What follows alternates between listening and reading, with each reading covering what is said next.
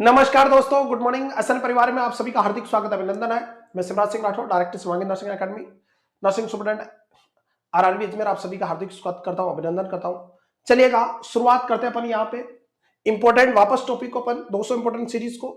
ये आपके जो सारे टॉपिक है वो आपके सामने आज अपन यहाँ डिस्कस करने वाले हैं। तो क्लास की शुरुआत करते हैं अपन।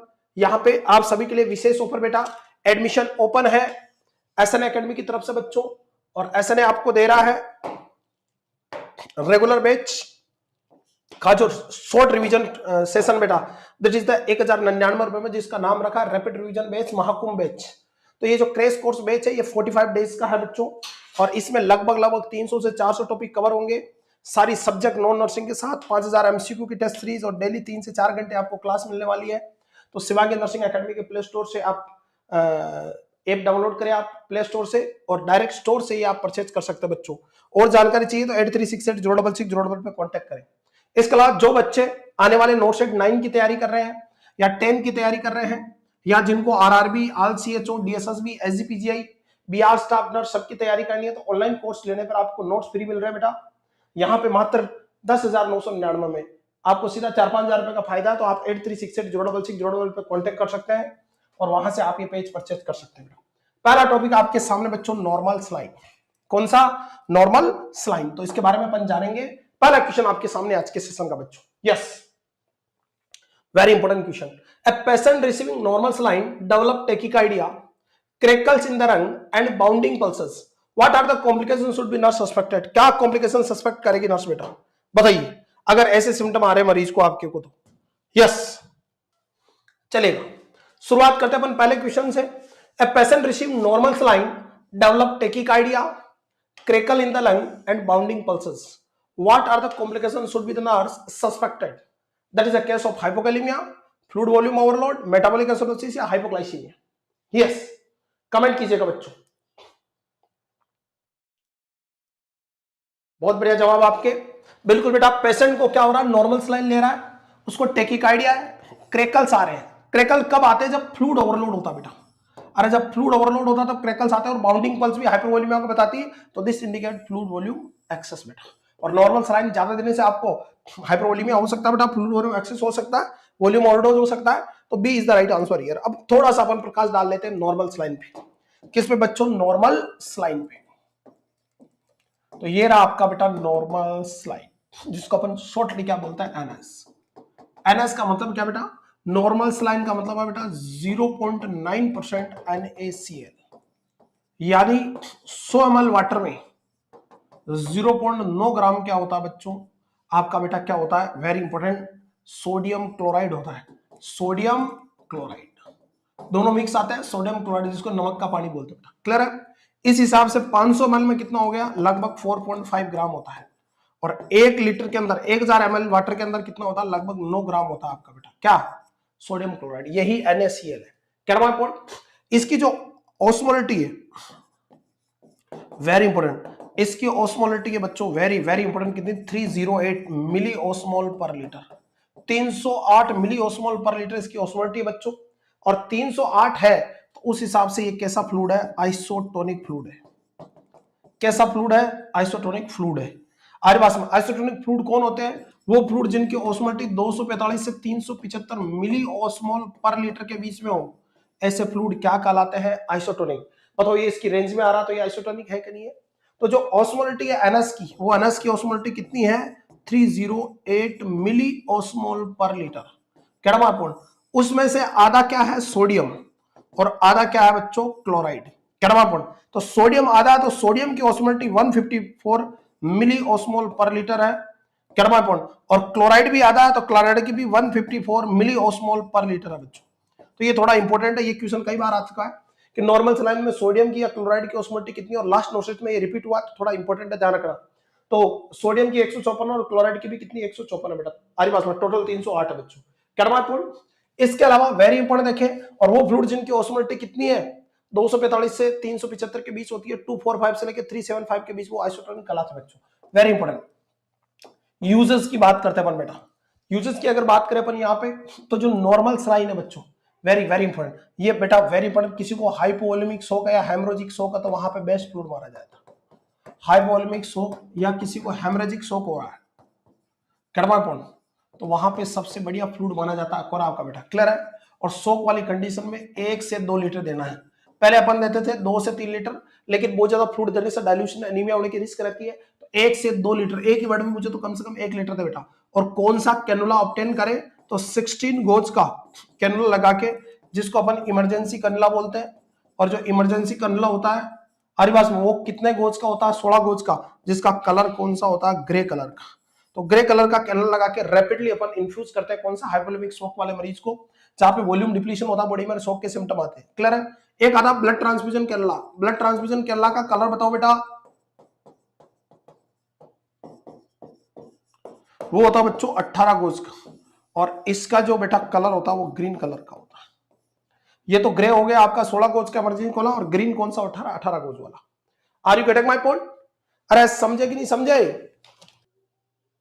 चलेगा बच्चों, आगे बढ़ जाए। तो ग्रीन कलर का कैनुला होता है बेटा ये 16 गोज का, तो हाइपोवोलेमिक शॉक में यूज कर सकते हैं। किसी को आपका सिंपली नोजिया वोमिटिंग हो रहा है, स्पेशली वोमिटिंग वाले केस में अपन दे सकते हैं, डायरिया वाला केस में दे सकते हैं अपन। वेरी इंपॉर्टेंट, वुंड क्लीन के लिए यूज कर सकते हैं बेटा। वुंड क्लीन करने के लिए, वुंड क्लीन करने के लिए भी अपन इसका यूज कर सकते हैं बेटा। ये एक तरह से एंटीसेप्टिक का काम करता है कि सोडियम क्लोराइड। और हमारी बात वुंड क्लीन लाइक ड्रेसिंग वगैरह में, ड्रेसिंग में अपन यहाँ पे यूज कर सकते हैं बेटा, या वुंड इरिगेशन में अपन यूज कर सकते हैं। मल्टीपल यूज एनएस के, एनएस को हल्के में नहीं लेना। इसके अलावा आई ड्रॉप आती है बेटा, आई ड्रॉप में यूज करते हैं अपन, एनएस सोडियम क्लोराइड की आई ड्रॉप आती है, आई ड्रॉप में यूज कर सकते हैं। क्लियर है? इसके अलावा बाउल और ब्लेडर इरिगेशन में यूज कर सकते हैं, ब्लेडर इरिगेशन में यूज कर सकते हैं। हालांकि बेस्ट रहता है आपका स्टेराइल वाटर, लेकिन आप बाउल और ब्लेडर इरिगेशन में कोशिश कर सकते हैं। इसके अलावा टीयूआरपी सर्जरी के दौरान, ट्यूब सर्जरी के दौरान इरिगेशन के रूप में बेस्ट रहता है ग्लाइसरीन। अगर ग्लाइसरीन नहीं है तो आप एनएस दोगे बेटा, पर बेस्ट कौन सा है? ग्लाइसरीन है, तो वहां पे भी अपन यूज कर सकते हैं बेटा। इसके अलावा diabetic ketoacidosis, DK, diabetic ketoacidosis में क्या होता है? हाइपरकैलेमिया और मेटाबॉलिक एसिडोसिस होता है। तो डीके में फ्लूइड ऑफ चॉइस कौन सा रहता है? तो डीके में फ्लूइड ऑफ चॉइस रहता है बच्चों, वेरी इंपॉर्टेंट, नॉर्मल सलाइन 0.9%, कर्मापोन। अगर ये अवेलेबल नहीं है, फर्स्ट चॉइस एनएस रहेगा। अगर ये अवेलेबल नहीं है तो सेकंड चॉइस के रूप में क्या रहेगा? 0.45% एनएस, हाफ एनएस, जिसको अपन हाइपोटोनिक सॉल्यूशन बोलते हैं। बट बेस्ट कौन सा है? एनएस 0.9। तो ये मल्टीपल यूज है बॉडी के अंदर, किसके बच्चों? आपके एनएस के बच्चों। Are you getting my point? Yes बच्चों, कोई डाउट है? समझ रहे मेरी बात? तो बहुत सारी जगह इसका एनएस का यूज में लिया जाता है। कॉन्ट्रा इंडिकेशन क्या है?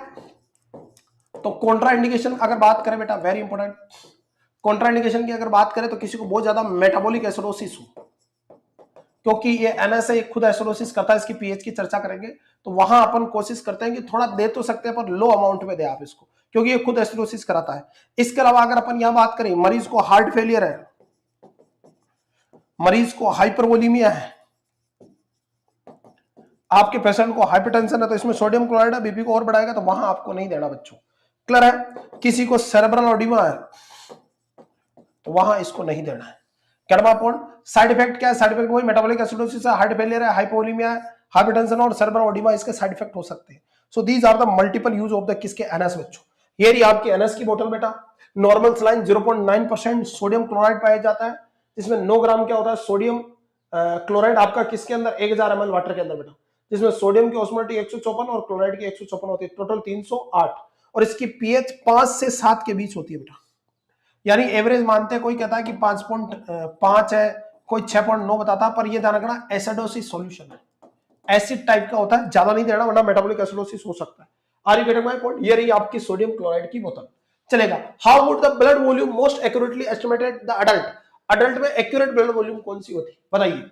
50 ml per kg, 70 ml per kg, 90 ml per kg, या 110 ml पर केजी? तो अपन बात करते हैं अडल्ट मेल की, अडल्ट की या चिल्ड्रन की, न्यूबॉर्न की, दोनों में ब्लड अमाउंट एक ही होता बेटा, कितना? 70 to 80 ml per KG of body weight, यानी 1 किलो बॉडी के वजन के पीछे 80 ml के आसपास, एक ही वर्ड में पूछो तो 80 ml के आसपास। क्लियर? तो राइट आंसर क्या जाएगा? नियर बाई आंसर कौन सा जाएगा? 70 ml। 70 ml, 70 to 80 ml per KG of body weight, average 80 ml per KG of body weight के हिसाब से न्यूबॉर्न और अडल्ट दोनों में, न्यूबॉर्न में भी इतना होता है, अडल्ट में भी इतना ही होता है बेटा। क्या? आपका blood volume. Are you getting my point? अरे बोलो भाई, समझ गए मेरी बात को? आगे बढ़े, चलिएगा, चले आगे बच्चों। नेक्स्ट देखिएगा, तो आपका 70 ml per KG body weight के हिसाब से आपका फ्लूइड वॉल्यूम होता है। Which statement by the new nurse is indicate need for further teaching about NS? कौन सा स्टेटमेंट बता रहा है कि नर्सिंग ऑफिसर को नीड फॉर फर्दर टीचिंग है एनएस के बारे में, नॉर्मल सलाइन के बारे में? पहला, NS is compatible with blood transfusion, ये तो बात सही है, ब्लड ट्रांसफ्यूजन के साथ दे सकते हैं। NS the best fluid for long term maintenance in the heart failure, या NS has a pH of around 5.5, या NS contain 154 milligram of sodium. तो देखो सोडियम 154 होता है और क्लोराइड भी कितना होता है, 154 ही होता है। इसकी पीएच 5 से 7 के आसपास, तो लगभग 5.5 होती है, ये भी सही है, ये भी सही है। NS is compatible with the blood transfusion, ये भी सही है।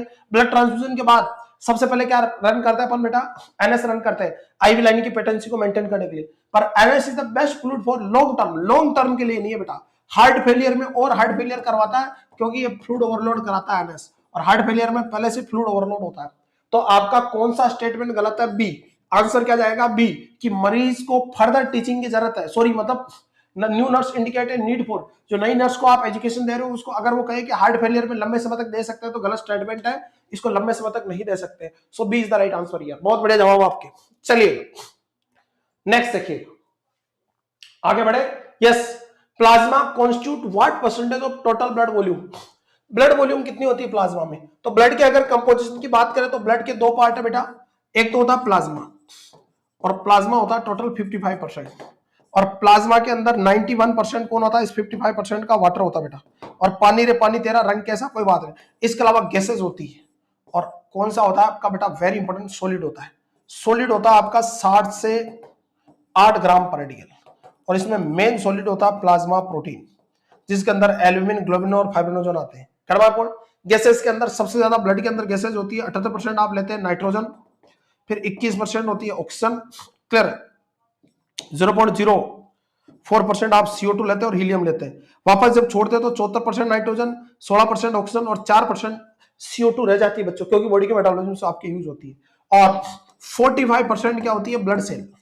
इन्हीं ब्लड सेल को अपन क्या बोलते हैं? फॉर्म्ड सेल, या ब्लड सेल या फॉर्म एलिमेंट बोलते हैं, जिसके अंदर सबसे ज्यादा आरबीसी होती है, हमारे पास में दूसरे नंबर पे कौन होती है? प्लेटलेट्स, और तीसरे नंबर पे कौन होती है बेटा? डब्ल्यूबीसी। ये तो कंपोजिशन है। तो ब्लड में प्लाज्मा का कंपोजिशन कितना है बच्चों? Very important, 55%। तो सिंपल सा आंसर है, इजी क्वेश्चन भी, यस यस, इजी क्वेश्चन भी अपन लेके चलेंगे, गलती नहीं करनी अपने को। चलेगा बच्चों, अगला जवाब दीजिएगा। यस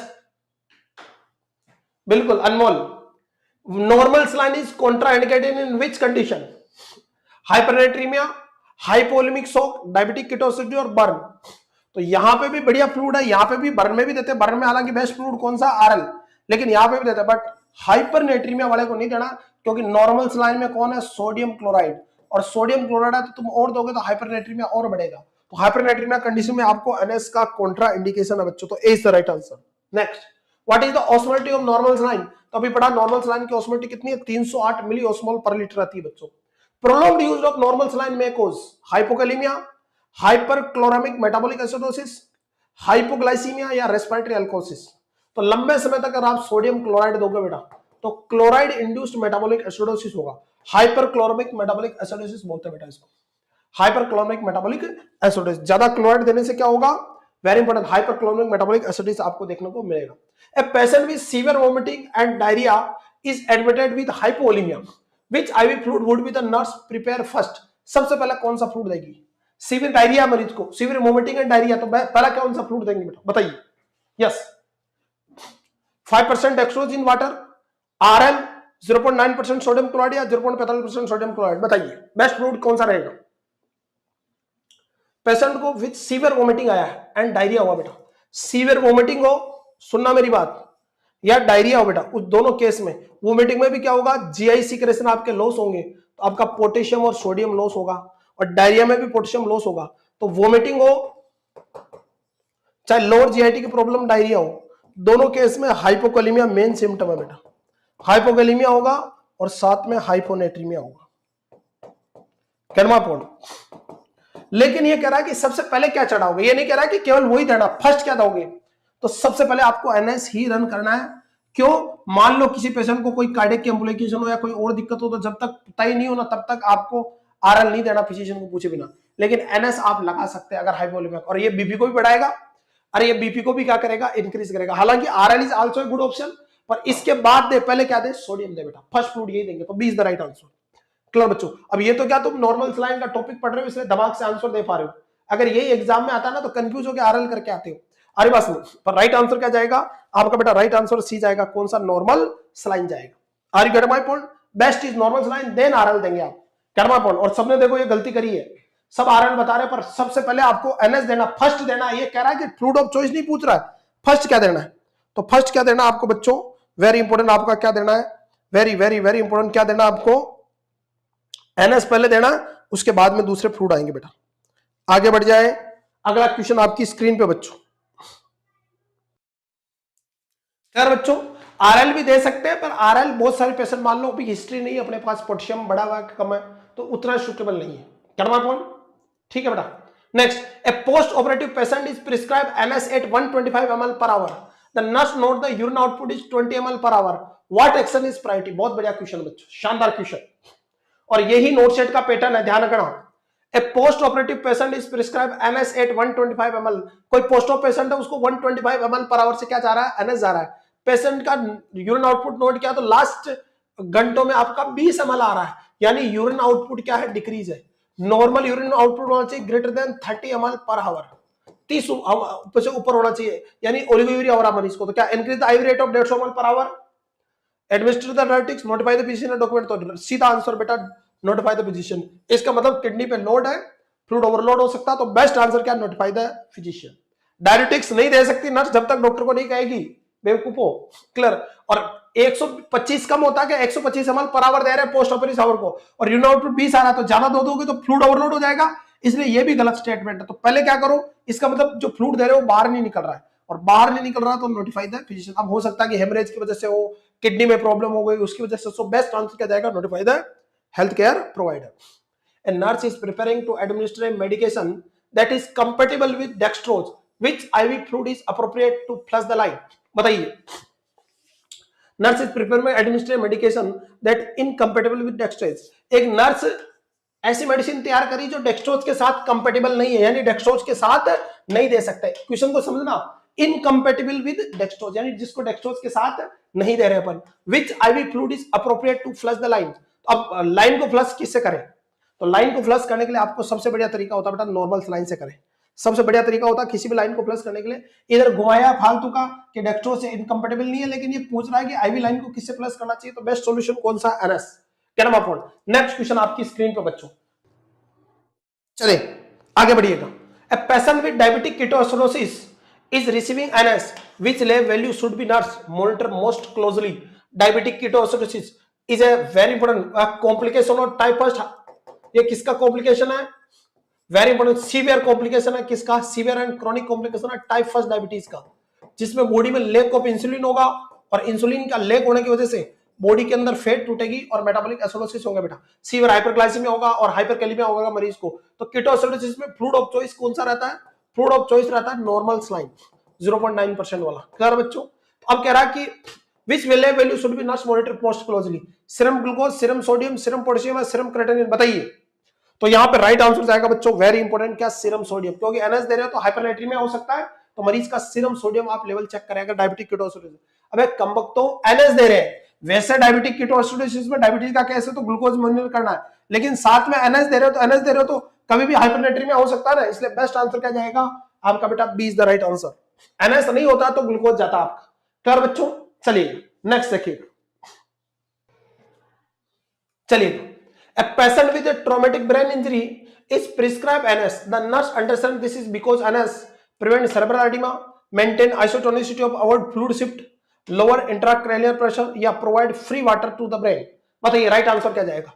कोई मरीज है उसको बेटा ट्रॉमेटिक ब्रेन इंजरी है और उसको एनएस दिया गया, तो एनएस क्यों दिया जा रहा है उसको, सेरेब्रल एडिमा को रोकने के लिए, maintain isotonicity of the avoid fluid shift, या लोअर इंट्राक्रैनियल प्रेशर। तो आईसीपी तो बढ़ाएगा नहीं, आईसीपी तो कौन बढ़ाता है, मैनिटोल और ग्लिसरॉल बढ़ाता बेटा, तो मैनिटोल आपकी फ्लूइड ऑफ चॉइस रहेगी आपका बेटा। क्लियर है? और मैनिटोल कौन सी होती है, ऑस्मोटिक डायरेटिक्स होती है, ध्यान रखना। अरे कौन सी डायरेटिक्स है, ऑस्मोटिक डायरेटिक्स है। करवा पॉइंट हर बात में। तो मेल्टोल अपन यूज में करते हैं बेटा। तो यहाँ पर बेस्ट आंसर क्या जाएगा इसके अंदर बेटा, आइसोटोनिक फ्लूइड है तो फ्लूइड शिफ्ट को बचाएगा ये आइसोटोनिसिटी को। तो 20 the right answer, maintain isotonicity of the avoid fluid shift. Simple सा क्वेश्चन है। नेक्स्ट क्वेश्चन, एक अपन यहाँ पे बेटा फॉर्मूला यूज करेंगे अपन, हॉलिडे सेगार फॉर्मूला, जिसको 4-to-1 रूल बोलते हैं। क्या बोलते हैं? 4-to-1। क्लियर है? और ये जो फॉर्मूला हो फ्लूइड एडमिनिस्ट्रेशन का बेटा। क्लियर बच्चों? फ्लूइड एडमिनिस्ट्रेशन का फॉर्मूला है। क्लियर है कि किसी मरीज को मेंटेनेंस थेरेपी में कितना फ्लूइड देंगे, कौन सी थेरेपी के दौरान, मेंटेनेंस थेरेपी के दौरान कौन सा फ्लूइड देंगे, उसके लिए अपन कौन सा हॉलिडे सेगार फॉर्मूला या 4-to-1 रूल करते हैं। ये रहा आपका हॉलिडे सेगार फॉर्मूला। ये लास्ट नोस्टेट में क्वेश्चन आया, हॉलिडे सेगार फॉर्मूला जिसको 4-to-1 रूल बोलते हैं। अरे क्या बोलते हैं? 4-to-1 rule. क्लियर है? मेंटेन हावरली फ्लूइड रिक्वायरमेंट को, आपका पर हावरली फ्लूइड रिक्वायरमेंट को देखिएगा। इसमें कहा वेट क्या कहा कि स्टार्टिंग में 10 किलो तक वजन है तो आपको मेंटेनेंस थेरेपी में 4 ml per KG per hour के हिसाब से देना है आपको बेटा। क्लियर है? तो 10 किलो के आदमी में कितना 100 ml per KG per day चला गया, पर आवर 4 ml देना है, और पर डे में कितना देना है 100 ml 10 किलो तक। तो अब 10 किलो का आदमी है, 4 ml per KG per hour के हिसाब से देना बेटा, और 100 ml per KG per day के हिसाब से दे सकते हैं बेटा। क्लियर बच्चों? मैक्सिमम डेली आरे पास में। या 10 से 20 किलो का आदमी है तो 40 ml तो देना ही है आपको पुराना, plus 2 ml per KG of everyday पर ग्रेटर देन 10 केजी। और 20 किलो से ऊपर है तो 40 प्लस 20 कितने हो गए, 60 plus 1 ml per KG every पर केजी ऊपर 20 से ऊपर होगा बेटा। यानी सुनना, स्टार्टिंग के 1 किलो से 10 किलो वजन है तो आपको देना 4 ml per KG per hour. आरी बात मतलब 4 ml का मतलब 10 किलो का मतलब 40 ml चला गया आपको। Get my point? 40 ml per hour चला गया बेटा। Get my point? दूसरा, अगर वजन आपका 11 से 20 के बीच में है तो आपको ये 40 तो देना ही है, प्लस साथ में 2 ml per KG per hour देना है। तो 40 प्लस 2 ml के हिसाब से 10 से कितना, 40 प्लस 2 ml 10 के हिसाब से 20 तो 60 ml ये हो गया। तो 40 प्लस 60 कितना हो गया 100। प्लस अगर आपका वजन 20 किलो से ऊपर है तो 60 तो पहले दे रहे हो वो तो देना ही है, plus 1 ml per KG per hour.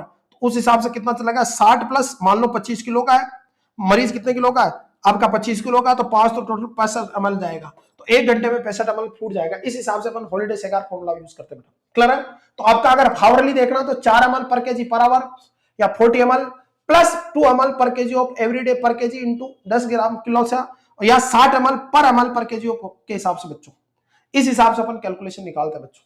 Are you getting my point? अरे समझ मेरी बात? ये तो पर आवर है, अगर आप पर डे निकालो तो कितना हो गया, वेरी इंपॉर्टेंट, 40 ml हो गया। अरे बात में अब पर डे निकालो तो 24 से गुणा कर लो आपको, फिर 20 वाले को 24 से गुणा कर लो, ऐसे मान रखते जाओ, आपका कितना फ्रूट देना वो आपको निकल के आ जाएगा बेटा। फॉर एग्जांपल 4-to-1 रूल का एग्जांपल क्या कहता है, हॉलिडे सेगार फॉर्मूला कहता है कि for 5 kg infant maintenance hourly fluid requirement, तो 5 किलो तक कितना देना, 4 ml पर आवर, और 4 ml पर आवर का मतलब डेली रेट 20 इंटू 24 आवर में 480 ml देना। और आपको बताया कि 5 महीने के बच्चे को 480 ml फ्रूट तो चाहिए। क्लियर है?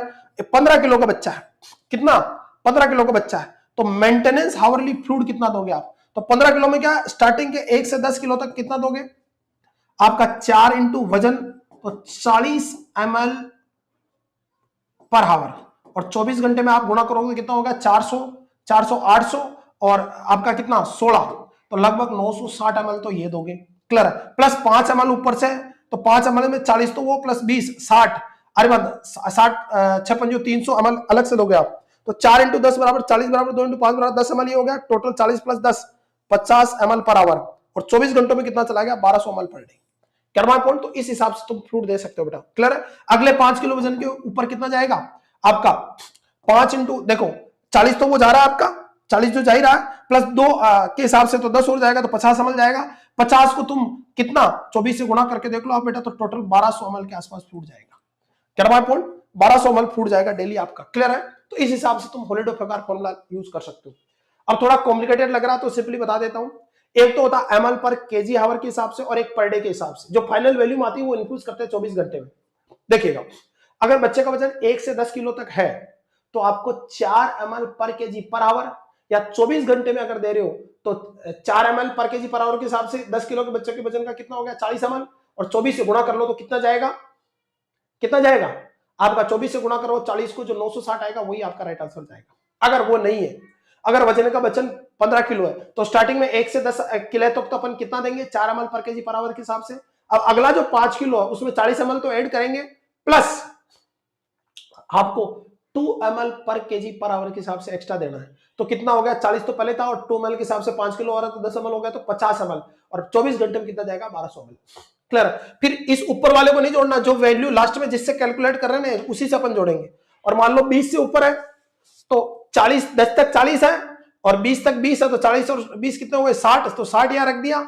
और 20 किलो के ऊपर 1 ml per KG per hour उसके हिसाब से एक्स्ट्रा देना है। तो मान लो 25 किलो का है तो 60 + 5 कितने होंगे, 65 ml पर केजी, 65 ml आपका पर आवर के हिसाब से जाएगा। और 24 घंटे में गुणा कराओगे जो वैल्यू आएगा वो आपका 24 घंटे में जाएगा। तो जो एक का ही मान लेना, ऐसा नहीं सबको जोड़ मत देना, इधर से जोड़ते मत आना। अगर इसका लिखा तो ये यार जुड़ रहा है ना बेटा, तो this is the Holliday Segar formula.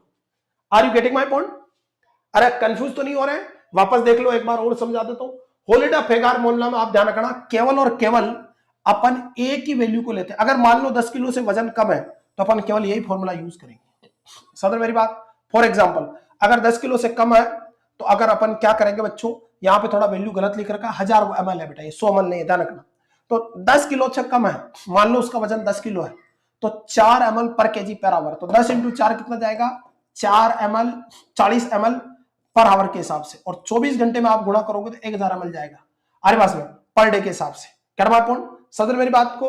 Next देखिएगा, अगर 10 से 20 केजी है, कितना है, 10 से 20 केजी है, यस। अगर आपका वजन कितना 10 से 20 है केजी है तो 40 ml तो दोगे, साथ में 2 ml per KG of everyday extra दोगे। तो मान लो आपका 20 किलो है तो 40 तो वो हो गए और 10 का 20 कितना हो गया, तो 60 ml के हिसाब से 24 घंटों में 60 इंटू आप अगर 24 करोगे तो जो वॉल्यूम प्राप्त होगी वो इन्फ्लूएंस करेंगे। फिर ऊपर वाला नहीं जोड़ना क्योंकि यहाँ जुड़ गया है। और 20 किलो से ऊपर है तो 60 तो दोनों ऊपर जुड़ गए और 1 ml एक्स्ट्रा पर केजी के हिसाब से दोगे। तो इस हिसाब से अपन हॉलिडे-सेगार फॉर्मूला से फ्रूट देता है बेटा। ये आपका 4-to-1 रूल कहलाता है। अरे कौन सा 1-2 का 4, 4-2 का 1? मेरा नाम है लखन, पर यह हॉलिडे-सेगार फॉर्मूला है। 15 किलो का चाइल्ड है, हाउली मेंटेनेंस फ्लूइड रेट 4-to-1 30%। तो 15 किलो का है तो 1 से 10 किलो के हिसाब से कितना देंगे, 4 ml per KG per hour. अरे बात में तो कितना हो गया, 40 ml पर आवर के हिसाब से हो गया। प्लस सुनना मेरी बात, दूसरा 15 किलो, तो 15 में क्या है आपका बेटा, वेरी इंपोर्टेंट, 11 से 15 किलो तक कितना देना, तो 40 ml तो ये देखा जाएगा, plus 2 ml per KG per hour.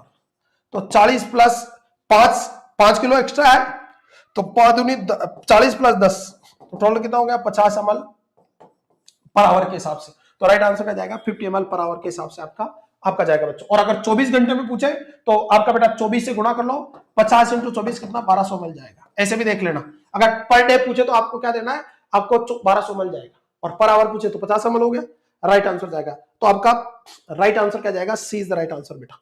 Gate my point. Next, a pediatric patient weight is 8 kg require maintenance fluid using 4-to-1 rule, what is the hourly rate? 8 kilo का बच्चा है, कितने किलो का बच्चा है, 8 किलो का बच्चा, और हाउली फ्लूइड मेंटेनेंस चाहिए। तो देखिएगा 8 किलो के बच्चे में बेटा वेरी इंपॉर्टेंट, वही आपका 1 to 10 केजी वाला फॉर्मूला लगेगा। और 1 to 10 केजी में कितना, 4 ml per KG per hour. तो बताओ 8 × 4 32 ml पर आवर के हिसाब से जाएगा, 32 ml पर आवर के हिसाब से। क्लियर बच्चों। और 24 घंटे का पूछे तो गुणा कर लो, 24 घंटे में इतना देना है, पर ये मोस्टली ml पर आवर के हिसाब से निकालते हैं mainly. The Holliday Segar formula account for which of the following, किसको फॉलो करता है, बॉडी सरफेस एरिया को, weight in kilogram, serum sodium, या यूरिन स्पेसिफिक। तो ये नहीं अब तो बेटा वेट इन केजी। अरे किलो के हिसाब से निकालते हैं ना, 1 से 10, 11 से 20 और 21 से ऊपर, तो वेट इन किलोग्राम के हिसाब से निकाला जाता है आपका कौन सा बॉडी, आपका कौन सा Holliday Segar formula. Next, which patient is the Holliday Segar formula contraindicated for. अरे बच्चों पेशेंट इज द हॉलिडे, कौन से पेशेंट में हॉलिडे-सेगार फॉर्मूला कॉन्ट्राइंडिकेटेड बताइए, किस मरीज में नहीं करता ये फॉर्मूला। यस यस बच्चों, किन मरीजों में हॉलिडे-सेगार फॉर्मूला अपन यूज नहीं ले सकते बताइए। 6 month old with diarrhoea, 2 year old with renal failure, 5 year old with asthma, या 10 year ओल्ड पोस्ट सर्जरी। बताइए क्या आंसर जाएगा बच्चों। तो इस वाले रीनल फेलियर में, शाबाश बेटा, रीनल फेलियर में फ्लूइड क्या है, कॉन्ट्रा इंडिकेटेड। टोटल कितना देता है, यूरिन आउटपुट प्लस 600 से 700 ml। तो ये फॉर्मूला चलेगा नहीं, रीनल वाले मरीजों में नहीं देना। बिल्कुल सही जवाब दिया, डायरिया में दे सकते हैं, अस्थमा में, लेकिन रीनल फेलियर वाले मरीजों को नहीं दे सकते, बिकॉज रीनल फेलियर में फ्लूइड क्या है, कॉन्ट्रा इंडिकेटेड है। कितना देना है total, urine output plus 600-700 ml food देते हैं, इसलिए ये फॉर्मूला यहाँ पे काम नहीं करेगा। बहुत प्यारा क्वेश्चन है। A 5-year-old child weight is 16 kg using the holiday Sagar formula. What is the hourly maintenance fluid? Hourly पूछा, तो 1 से 10 किलो तक तो कितना देंगे, 40 ml के हिसाब से हो गया, और 6 का कितना देंगे, 2 से गुणा करो कितना, 12, तो टोटल हो गया 52।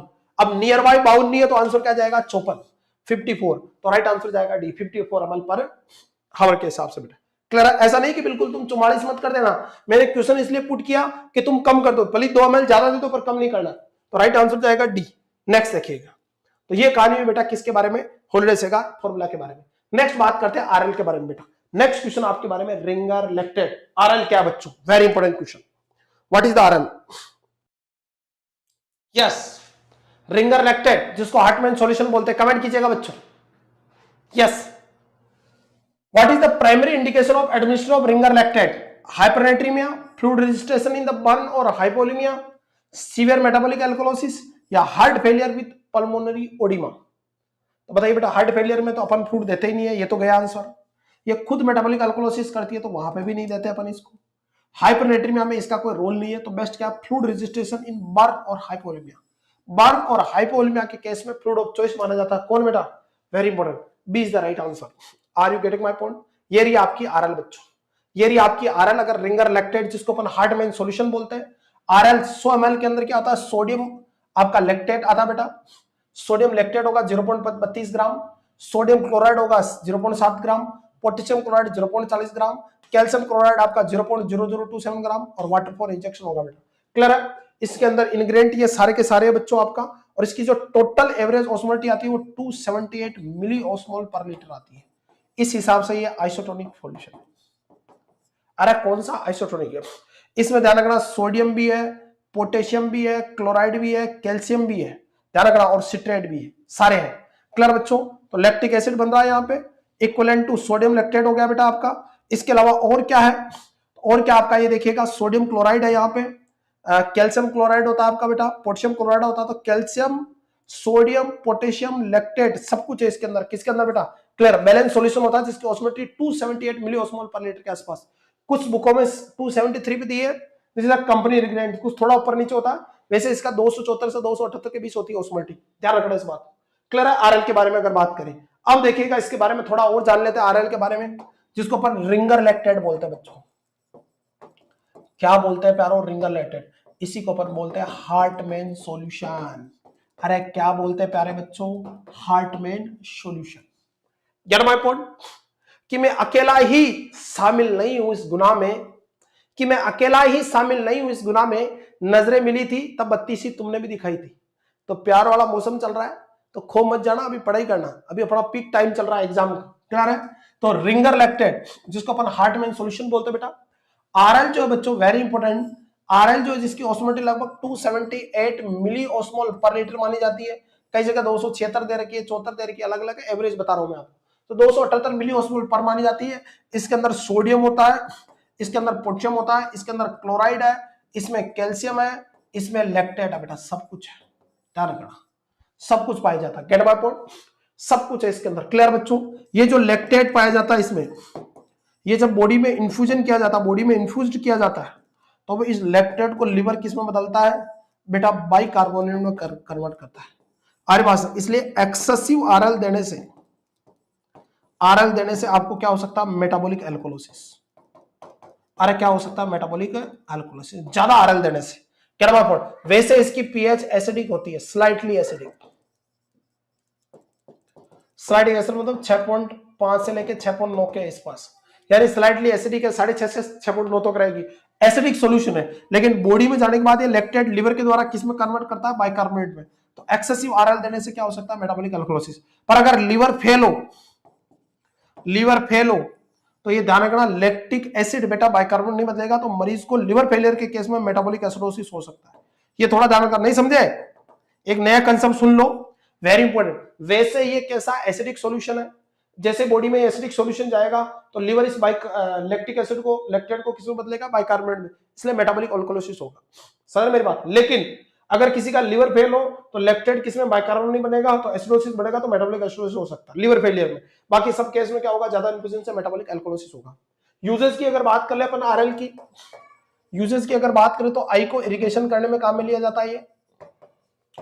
ऑक्सीटोसिन को हमेशा किस में मिला के दें, आरएल में मिला के दें। इंजेक्शन ऑक्सीटोसिन को 2 से 8 डिग्री पे अपन स्टोर करते हैं ऑक्सीटोसिन को।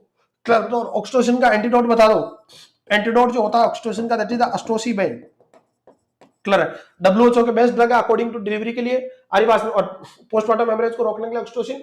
तो अटोसिबान इसका एंटीडोट होता है और इसको हमेशा आरएल में मिला के दे। और ऑक्सीटोसिन की जो हाफ लाइफ होती है, क्वेश्चन पूछा गया 3 से 5 मिनट होती है बेटा। क्लियर, 2 से 8 डिग्री पे स्टोर करना। तो आपको ऑक्सीटोसिन को इसमें मिला के देना, आपको आयरिगेशन में काम में लिया जाता है। डेंगी हो गया, डेंगी के अंदर फ्लूइड ऑफ चॉइस है ये।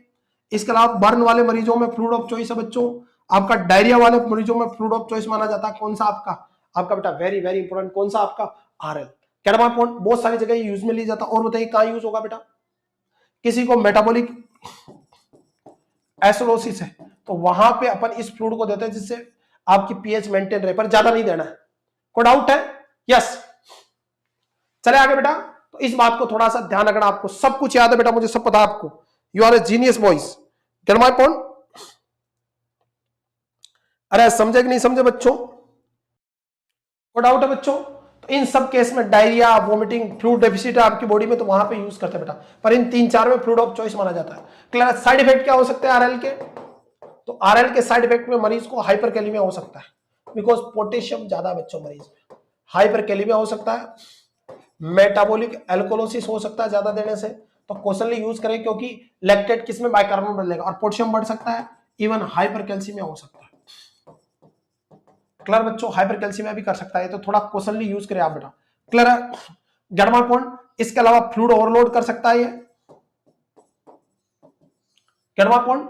इसके अलावा कॉन्ट्राइंडिकेशन में तो ध्यान रखना, हार्ट फेलियर में नहीं देना आपको।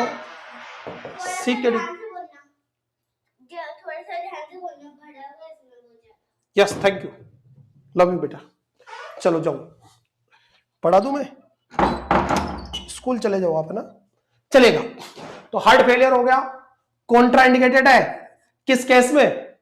यस, कॉन्ट्राइंडिकेटेड अगर किसी को रीनल फेलियर है या किसी को हाइपरकैलेमिया है आरिवास में, या डीके का केस है, तो यहां पे ये कॉन्ट्राइंडिकेटेड है बच्चों।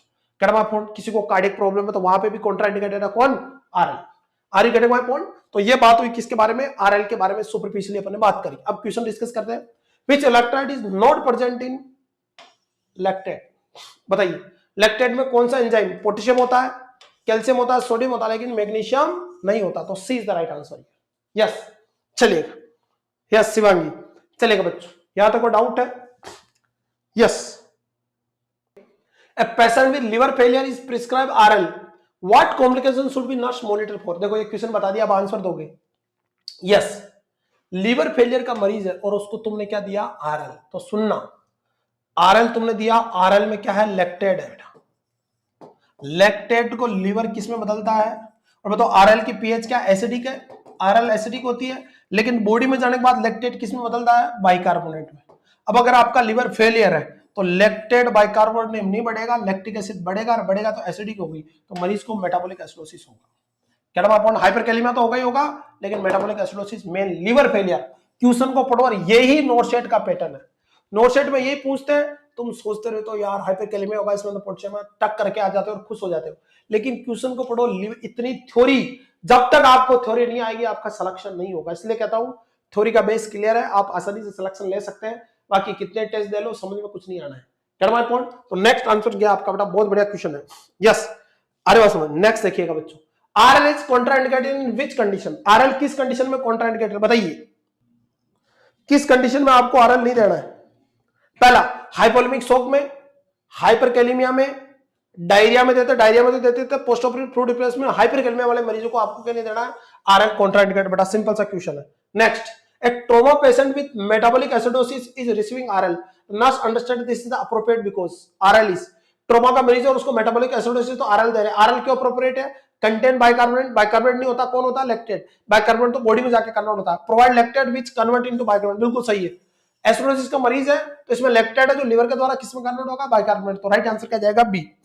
इतना पढ़ो कि एग्जामिनर कहीं से पूछ ले, आपको कंफ्यूज ना कर पाए। समझ रहे बच्चों? क्लियर है? बेस इतना मजबूत करके जाओ आप। चलिएगा आगे बढ़ते अपन। चलिएगा, which patient should not receive RL? Patient with diabetic ketoacidosis, patient with blood transfusion, patient with acute pancreatitis या patient with sepsis? बताइए। और मेहनत करें बच्चों कि दरिया तेरी खैर नहीं बूंदों ने बगावत कर दी है, कि दरिया तेरी खैर नहीं बूंदों ने बगावत कर दी है, नादाना समझ बुजदिल इनको लहरों ने बगावत कर दी है। एक गर्दन तुझे झुकना होगा, एक तलवार तुझे झुकना होगा, गर्दन ने बगावत कर दी है। तो जब तक अपने आप से बगावत नहीं करोगे, खुद से जीत नहीं पाओगे, तब तक सिलेक्शन नहीं होगा। इसलिए लास्ट डोर है, ये अंतिम प्रवार है, यही रात आखिरी है, यही रात भारी है, ये अंतिम समय है। यहाँ पूरे तन मन धन से पड़े बैठा, डेफिनेटली सिलेक्शन निकलेगा, आपके सपने पूरे होंगे, चलेगा। वरना हर साल एग्जाम आएगा, आप पैसे फूकते रहोगे, कोई और सेलेक्ट हो जाएगा। इसलिए और क्यों, मैं नहीं तो कौन बे, आरी बात में। तो खुद को प्रायोरिटी दे, मेहनत करें, थोड़ा सेल्फ सेंटर्ड हो और अपने सपनों को पूरा करें। ये बहुत अच्छा समय है और ऐसा दौर कभी नहीं आएगा जहां नर्सिंग का स्वर्णिम हो रहा, गोल्डन टाइम चल रहा है, इतनी वैकेंसी आ रही है भर भर के, चलेगा। Which patient should not receive RL? A patient with diabetic ketosis, a patient with blood transfusion, a patient with acute pancreatitis या पेशेंट विद सेप्सिस? बताइए। अब आप बताओ बेटा, सब जगह यहां पे डीके वाले मरीज को भी नहीं देते हैं। पेशेंट विद एक्यूट पेनक्रेटाइटिस इसको भी अपन दे सकते हैं, नहीं दे सकते, इसको दे सकते हैं, पेनक्रेटाइटिस वालों को कोई बड़ी बात नहीं है, क्लियर है, क्योंकि हाइपोकैल्सीमिया होता है। एक्यूट पेनक्रेटाइटिस में मेन क्या होता है, हाइपोकैल्सीमिया, और हाइपोकैल्सीमिया होता है, इसीलिए अपन इसमें कैल्शियम पाया जाता है, दे सकते हैं। पेशेंट विद सेप्सिस दे सकते हैं। अब इन दोनों में से चूज करना बेटा। पेशेंट विद ब्लड ट्रांसफ्यूजन इसको भी नहीं देते हैं। अब बताओ इनमें से एक को चूज करना है, क्या पॉइंट बताइए। बढ़िया क्वेश्चन, आप दिल गदगद कर देने वाला, चलिएगा बच्चों। तो बेटा बेस्ट आंसर जाएगा, किन मरीजों को आपको नहीं देना, तो very important, patient with blood transfusion. Why? देखो डायबिटिक कीटोसिडोसिस में वैसे बेस्ट फ्लूइड एनएस होता है और आरएल कॉन्ट्रा इंडिकेटेड, मैं मान गया इस बात को, लेकिन जब पोटेशियम कम हो जाए ट्रीटमेंट के दौरान तो अपन आरएल दे सकते हैं, लेकिन ब्लड ट्रांसफ्यूजन के बाद आपको नहीं देना। क्यों? क्योंकि ब्लड ट्रांसफ्यूजन में क्या पाया जाता है, इसमें आरएल में क्या है, कैल्शियम, और आपको पता है कैल्शियम आपका 4th नंबर का क्लोटिंग फैक्टर है, और ये 4th नंबर का क्लोटिंग फैक्टर होने की वजह से ये आपका बेटा ब्लड को क्लोट करा सकता है। इसलिए बेटा very important, B RL is contraindicated in calcium, contain calcium which can bind to citrate in blood products cause clotting. NS is used for transfusion, इसलिए NS यूज करते हैं, आरएल यूज, इसलिए अपन प्लस किससे करना चाहिए, NS से, क्योंकि RL में क्या होता है आपको पता है, कैल्शियम होता है, और कैल्शियम बेटा सिट्रेट से बाइंड करके आपका एंटीकोगुलेंट प्रॉपर्टी ब्लड क्लोट करा सकता है, ब्लड को कोलेस्ट्रॉल से रोक सकता है। तो राइट आंसर क्या जाएगा, B is the right answer. हालांकि ए में भी नहीं देते हैं, लेकिन प्रायोरिटी बी में जाएंगे, कह रहा हूं इमीडिएट बात कर रहे हैं। ए वाले सब गलत है, मुझे पता है कि डीके में नहीं देते, इसमें भी आरएल कॉन्ट्राइंडिकेटेड है, साफ कह रहा हूं, लेकिन इसमें ज्यादा कॉन्ट्राइंडिकेटेड है। जब ऑनगोइंग ब्लड ट्रांसफ्यूजन है विद ब्लड ट्रांसफ्यूजन, तो ब्लड ट्रांसफ्यूजन के साथ नहीं देना, क्योंकि नया क्वेश्चन है, सुन लेना, समझ मेरी बात, वापस देख लो इस क्वेश्चन को, बड़ा गदगद कर देने वाला क्वेश्चन है। चलिए, ताकि तुम्हारा डाउट क्लियर हो जाए बच्चों। यस, क्वेश्चन क्या कहना चाह रहा है, यस, चलिएगा क्वेश्चन को समझेगा। Which patient should not receive RL? First, a patient with diabetic ketoacidosis, a patient with blood transfusion, a patient with acute pancreatitis या patient with sepsis, इन दोनों में तो दे सकते हैं। तो ये तो दो एलिमिनेशन मेथड से बाहर गए, क्लियर। जब आपको थ्योरी आती है तो आप एलिमिनेशन मेथड से कोई भी क्वेश्चन उसको आप बेटा सही कर सकते हैं, क्या पॉइंट। दूसरा, अब इसमें अपने को पता है कि डीके में आरएल क्या है, कॉन्ट्रा इंडिकेटेड है, बिकॉज हाइपरकैलेमिया होता है किसके अंदर, डीके में, और इसके अंदर आपको आरएल में पोटेशियम पाया जाएगा तो फर्दर हाइपरकैलेमिया करेगी। तो ये तो बात समझ में आ गई, कॉन्ट्राइंडिकेटेड है आरी बात, क्योंकि हाइपरकैलेमिया होता है, यहाँ पे पोटेशियम बढ़ जाता है, लेकिन ब्लड ट्रांसफ्यूजन के साथ भी नहीं देना। इसका आंसर ए ना जाके बी जाएगा, क्योंकि ब्लड ट्रांसफ्यूजन के साथ अगर दोगे तो आपका जो बेटा आरएल है, आरएल में क्या पाया जाता है, कैल्शियम, ये कैल्शियम सिट्रेट के साथ बाइंड करेगा और ब्लड को कोगुलेट करा देगा, क्लोटिंग फैक्टर है ना, क्या पॉइंट। अरे समझ रहे, इसलिए आरएल के साथ नहीं देना है। हालांकि ए भी सही है, लेकिन बी इज द प्रायोरिटी है। देखिएगा क्या कहना चाह रहा है ये आंसर, देखिएगा very important, B RL contain calcium which can bind to citrate in the blood products causing clotting, NS is used for transfusion, तो NS यूज करना आपको क्लियर है, so B is the right answer. Yes, चले आगे बच्चों। Next, patient with hypocalcaemia is prescribe RL, how does RL affect their condition, RL उसकी affect को अब कैसे अफेक्ट कर सकता है। Worsen hypocalcaemia provide 3 equivalent of the calcium, inhibit calcium absorption या has no effect on calcium level. तो मैरिज को with hypocalcium is prescribe RL, how much does RL affect the condition, मरीज को कैल्शियम की कमी है, टिटेनिया हाइपोकैल्सियमिया है, तो आरएल दे रहे, तो आरएल क्यों देते हैं, क्योंकि 3 मैक्रोलेंट क्या होता है बेटा, ये इसमें कैल्शियम होता है, इसलिए ये वर्जन ना करके इंप्रूव करेगा सिम्टम को। तो आपका इसमें 3 मैक्रोलेंट क्या होता है, कैल्शियम, जिससे आपका कैल्शियम लेवल बढ़ेगा, हाइपोकैल्सियमिया ठीक होगा। तो B is the right answer ये। क्लियर बच्चों, समझ मेरी बात। अब देखिएगा, अब इसमें तुम कंफ्यूज मत होना, सुनना, ये कह रहा है कि विद ट्रांसफ्यूजन, यानी एक तरफ तो ब्लड चल रहा है, एक तरफ आरएल चल रही, तो एक ही लाइन से दोनों को नहीं चलाना। क्यों? क्योंकि इधर से तो कौन आया, सिट्रेट, इधर से आया कैल्शियम, ये बाउंड कर सकते हैं और आपका क्लोड बना सकते हैं आपकी ट्यूबिंग के अंदर ही, बॉडी में जाके नहीं, ट्यूबिंग के अंदर। बॉडी के अंदर तो बात अलग चीज होगी आपका, इसलिए आपको साथ नहीं देना, इसलिए एनएस प्रीफर करते हैं अपन। कंफ्यूज मत होना इसके साथ। Next question, a trauma patient with hypovolemic shock is prescribed IV fluid, which solution is most appropriate? बताइए, ट्रोमा का मरीज है, आईवी फ्लूइड देना, तो बेस्ट सॉल्यूशन कौन सा है? कमेंट कीजिएगा बच्चों, चलेगा बच्चों। Trauma patient is hypovolemic shock, prescribe IV fluid, most appropriate fluid कौन सा होगा? ट्रोमा का मरीज है, 5% एक्सो, 0.5% तो बेस्ट रहेगा बेटा। यहां दिए गए ऑप्शन में आरएल, अगर एनएस होता तो बेस्ट एनएस होता, लेकिन यहां ऑप्शन और कोई मैच नहीं खा रहा, इसलिए RL is the right answer. कैडमा पॉइंट, क्वेश्चन की प्रायोरिटी भी देखना है। Patient with acute pancreatitis is receiving RL, the nurse should monitor for metabolic acidosis, hypocalcaemia, hypoglycaemia और रेस्पिरेटरी एसिड। देखिएगा, पैनक्रेटाइटिस का मोस्ट कॉमन कारण क्या आता है? अल्कोहलिज्म। अल्कोहलिज्म वाले मरीजों को पैनक्रेटाइटिस होता है, और पैनक्रेटाइटिस के अंदर हाइपोकैल्सीमिया होता है बेटा, फैट सॉफ्टनिंग प्रोसेस से हाइपोकैल्सीमिया होता है, और आपको पता आरएल में क्या है, कैल्शियम है आरी भाषा में, तो इसलिए बेस्ट फ्लूइड माना जाता है, इसलिए हाइपोकैल्सीमिया तो नहीं होता, ये गलत जवाब है। हाइपोग्लाइसीमिया का लेना देना नहीं है इसका, रेस्पिरेटरी अल्कोहलिसिस से लेना नहीं।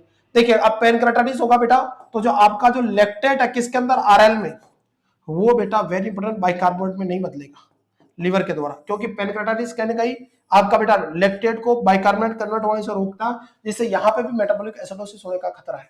लीवर फेलियर और पैनक्रेटाइटिस के केस में अगर आरएल दोगे तो अल्कोहलिस की जगह क्या होगा, एसिडोसिस, क्योंकि लैक्टेट किसमें, बाइकार्बोनेट नहीं बदलेगा, इसलिए राइट आंसर ए जाएगा। ये बहुत बढ़िया जवाब आपको। चलिएगा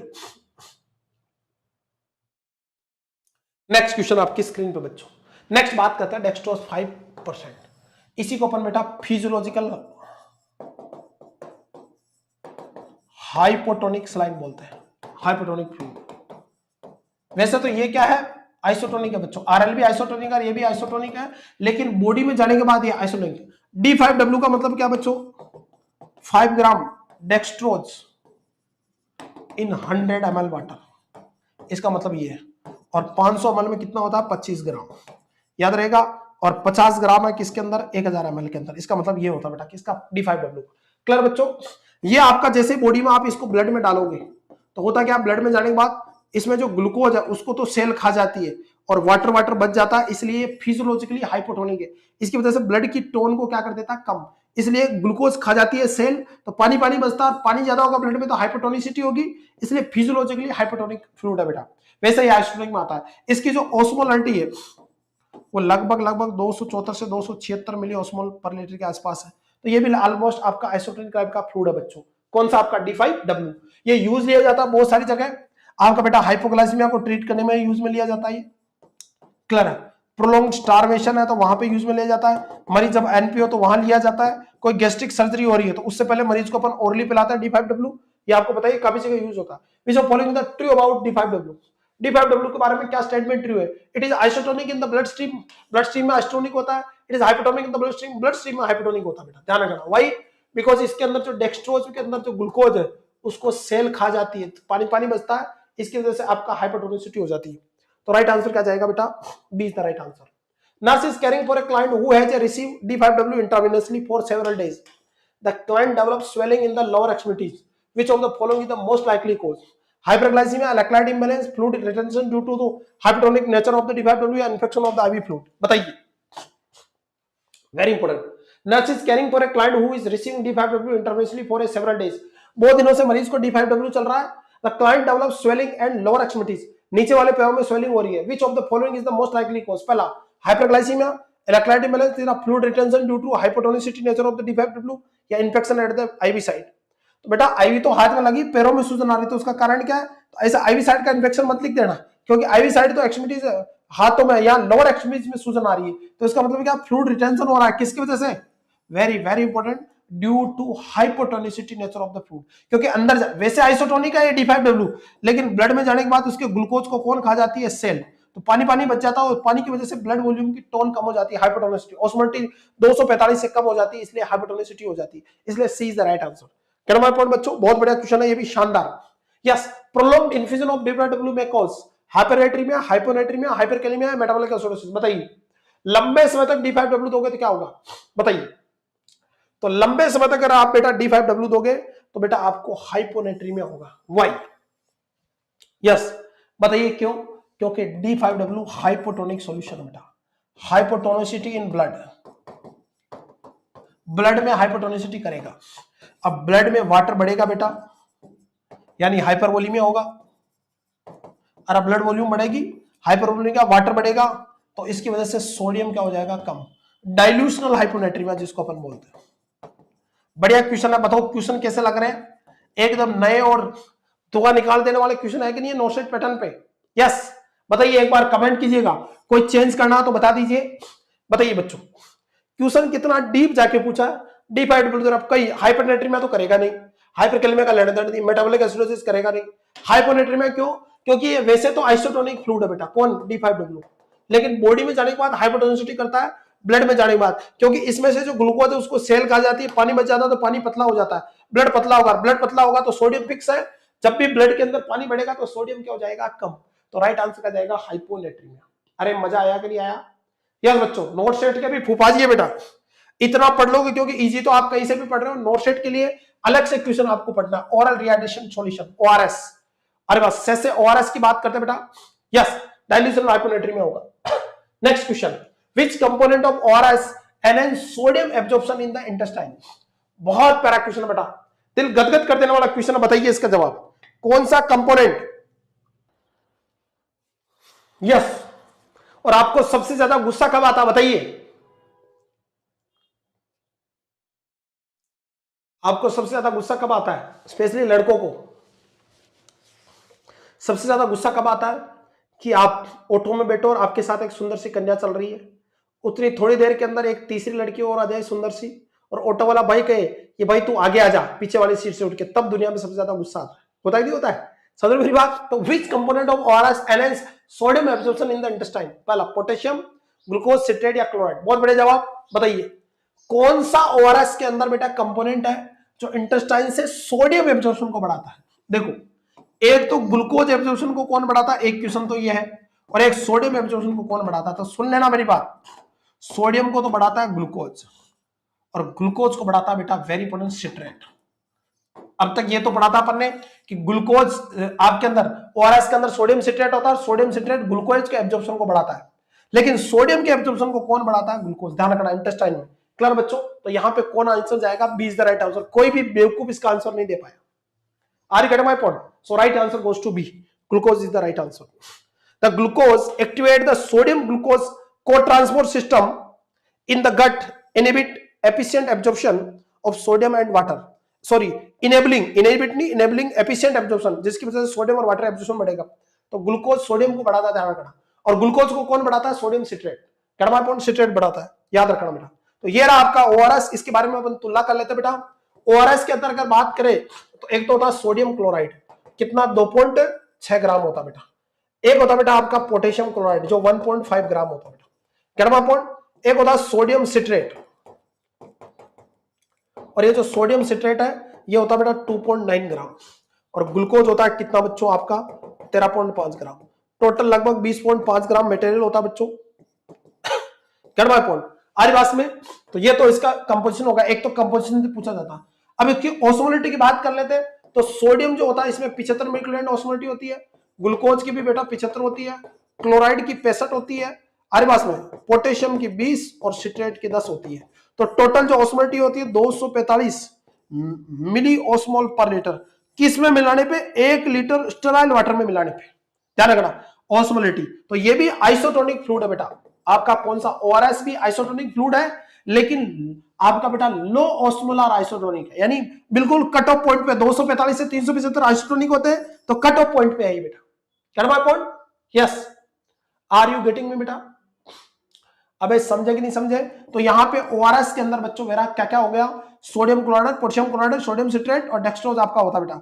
ऑस्मोटिक सोडियम की 75, पोटेशियम की 20, क्लोराइड की 65, सिट्रेट की 10, डेक्सट्रोज यानी ग्लूकोज की 75, टोटल 245 होता है। आइसोटोनिक फ्लूइड है, पर 1 लीटर स्टाइल पानी में मिलाना है और यूज विद इन यूज जो रहेगा बेटा आपका 12 से 24 आवर्स, 12 से 24 आवर बेस्ट रहता है, 12 आवर और मैक्सिमम रहता है 24 आवर। तो 24 आवर तक आप यूज कर सकते हैं रूम टेम्परेचर पर रख के इसको। क्या पॉइंट, पहले इसमें जो आपका बेटा आपका सोडियम सिट्रेट था ना, उसकी जगह सोडा बाइकार्बोनेट था, तब इसकी ऑस्मोटिक 311 थी। कितनी थी? 311। फिर डब्ल्यूएच ने इसको मॉडिफाई किया और इसको पूरा नया आपका मॉडिफाइड ओआरएस दिया, जिसकी ऑस्मोटिक 245 है, बेस्ट फूड माना जाता है और अलग अलग फॉर्म में आता है बेटा। क्या पॉइंट, तो ये कहानी है ओआरएस की बच्चों। क्या पॉइंट, और बेस्ट यूज करना है 24 घंटे के अंदर, 12 से 24 घंटे के अंदर।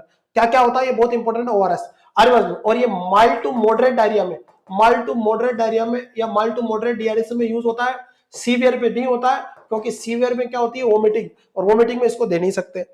एक इसका जैसा और नया सॉल्यूशन आने लगा रिसोमल, ये भी डायरिया वगैरह डिहाइड्रेशन में यूज करते हैं। रिसोमल का जो कंपोजिशन है वो देख लेना, रिसोमल की ऑस्मोटिक लगभग 291 के आसपास रहती है बेटा। इसके अंदर ग्लूकोज होता है, सोडियम होता है, पोटेशियम होता है, क्लोराइड होता है, मैग्नीशियम होता है, जिंक होता है, कॉपर होता है और सिट्रेट होता है। ये भी रिसोमल भी आपका आता है बेटा, नया सॉल्यूशन है, ये भी डायरिया में यूज में लिया जाता है कैडमापोल डिहाइड्रेशन के लिए। नेक्स्ट देखिएगा, the WHO recommended ORS formulation has been reduced osmotic to, WHO के अकॉर्डिंग पहले कितनी थी 311, अब इसको कम करके कितना कर दिया 245। पहले 310 11 ऐसे थी, अरे बस अब कितना कर दिया 245। अरे बाबू, तो लो आइसोटोनिक फ्लूइड है बेटा, लो ऑस्मोलर आइसोटोनिक, ऑस्मोटिक कम है लेकिन है आइसोटोनिक अभी भी। और कब, जब आप 1 लीटर स्टेराइल वाटर में इसको मिक्स करो। अब स्टेराइल वाटर या तो तुम पैकेज बोतल ले लो, या सबसे बेस्ट है घर में 1 लीटर पानी को उबाले और उसमें डाले, ना कम ना ज्यादा, और 24 घंटे के अंदर यूज करना है। तो B is the right answer. कह रहा है कि mother prepare ORS with half of the recommended water volume, what complication में अकर। मां ने 1 लीटर में फ्लूइड बनाने के लिए कहा था, मां ने क्या किया 500 ml के अंदर ही, वाटर के अंदर ही ओआरएस डाल दिया, तो क्या कॉम्प्लिकेशन हो सकता है बताइए, कमेंट कीजिएगा बच्चों जल्दी से। यस, बिल्कुल सही जवाब बेटा, हाइपरनेट्री में ही होगा, लेकिन समझ लो क्यों, आधा पानी मिला तो डाइल्यूशन क्या होगा, सोडियम रुकेगा, बढ़ेगा, तो हाइपरनेट्री में is the right answer, A is the right answer. Gate my point बच्चों, राइट आंसर क्या जाएगा, ए इज द राइट आंसर बच्चों। गेट माय पॉइंट कि अगर आपने क्या किया, ओआरएस दिया, हाफ पानी में घोल दिया 1 लीटर की जगह, तो डाइल्यूशनल क्या होगा, सोडियम तो लॉट रूप से बढ़ेगा, क्योंकि सोडियम क्लोराइड सब जगह, सोडियम क्लोराइड है, सोडियम सिट्रेट है, अगर पोटेशियम क्लोराइड है तो सोडियम ज्यादा है, तो सोडियम बढ़ जाएगा, इसलिए राइट आंसर जाएगा हाइपरनेट्री में हो सकता है, A is the right answer.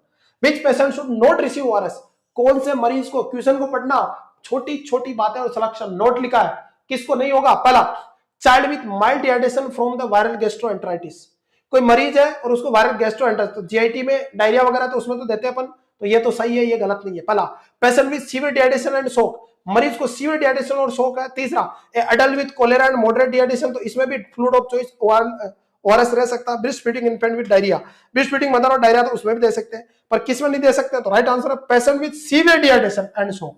बेटा सीवियर डिहाइड्रेशन में क्या होगा, अरे सीवियर डिहाइड्रेशन के अंदर क्या होगा बेटा, orally not allow, orally not allow, why, because मरीज यहाँ पे अनकॉन्शियस रहता है। सीवियर डिहाइड्रेशन में आपने पढ़ा होगा अनकॉन्शियस हो जाता है, तो रिस्क ऑफ एस्पिरेशन है। अरे किसके रिस्क है, एस्पिरेशन के रिस्क है, इसलिए आप उसको ओरली, और ओआरएस तो ओरली दिया जाता है, किस रूट से दिया जाता है, ओरली, इसलिए सीवियर डिहाइड्रेशन के मरीज को नहीं देंगे, उसको आईवी फ्लूइड दोगे आप। और एनएस या आरएन अपन दे सकते हैं यहाँ पे, शॉक वाले मरीजों को एनएस बेस्ट रहेगी। तो राइट आंसर क्या जाएगा बच्चों, आपका जो राइट आंसर है वो बी जाएगा, patient with severe dehydration and shock वाले मरीजों को नहीं देना। How much ORS should be child with diarrhoea drink after each loose stool, बहुत प्यारा क्वेश्चन बच्चों। बेटा इन्फेंट ले सकता है ओआरएस, इन्फेंट का मतलब 10 महीने का बच्चा भी है, लेकिन डिहाइड्रेशन के साथ नहीं लेना है, इतना दिमाग नहीं लगाना प्रतीक। इन्फेंट भी ओआरएस लेता, मान लो 10 महीने का बच्चा, वो भी तो इन्फेंट है, तो वो क्या पानी नहीं पीता है क्या, वो पीता है सर, करवा पॉइंट, सदा मेरी बात चलेगा। यहां पे मेन चीज को जानना, हर चीज में छोटा वाला दिमाग यूज नहीं करना है। यस बच्चों, बहुत बढ़िया जवाब आ रहे हैं आपके। Yes, how much ORS should a child with diarrhoea drink after each loose stool, कितना ओआरएस लगा मरीज 1 लीटर। ये क्वेश्चन लास्ट नोट स्टेट में क्वेश्चन आया बच्चों, बहुत प्यारा क्वेश्चन है, दिल गदगद करने वाला क्वेश्चन है। 10 ml per kg, 50 to 100 ml per kg over 4 to 6 hour, 2 ml per kg immediately या 5 ml। तो मान लो अगर किसी को लूज स्टूल है, अरे बस जैसे ओआरएस तो चल रहा है, लेकिन ईच लूज स्टूल पे बेटा 10 से 20 ml per KG per hour के हिसाब से देना है। टोटल आपका 4 से 6 घंटे में कितना 50 से 100 ml per KG per hour के हिसाब से एक्स्ट्रा देना है जो दे रहे हो इसके अलावा, क्योंकि लूज स्टूल हो रहा है तो फ्लूइड ज्यादा लॉस हो रहा है, तो फ्लूइड लॉस होने के हिसाब से 50 से 100 ml per KG over 4 to 6 hours में एक्स्ट्रा देना बेटा, या 10 से 20 ml per KG per hour के हिसाब से आपको एक्स्ट्रा देना है। अगर आपको 4 to 6 आवर में देना है तो 50 से 100 ml पर केजी देना है, और पर आवर देना है तो 10 से 20 ml, तो गुणा कर लो ना, 5 घंटे को 20 से गुणा कर लो तो 100 ml हो गया ना, तो 10 से 20 ml per KG per hour. अरे बात में ये क्वेश्चन आया था, ओजोन में 10 से 20 था, तो 10 से 20 ml per KG per hour, या 4 से 6 घंटे में कितना 50 से 100 ml per KG per hour दे दो आप। कर्मा point, this is the right answer बच्चों, very important, over 4 to 6 hour, तो राइट आंसर हो जाएगा बी। बहुत बढ़िया क्वेश्चन बच्चों। Which syrup supplement is often given with ORS in children? आरे बात में मरीज को डायरिया है, आरे बात में, और डायरिया के केस में क्या होता है बेटा, आपका लोअर जीआईटी में मिनरल कौन सा होता है, जिंक, और जिंक और पोटेशियम दोनों लॉस होते हैं, तो मरीज को जिंक की डेफिशिएंसी होती है, और जिंक की पूरी करने के लिए अपन जिंक सिरप देते हैं बेटा।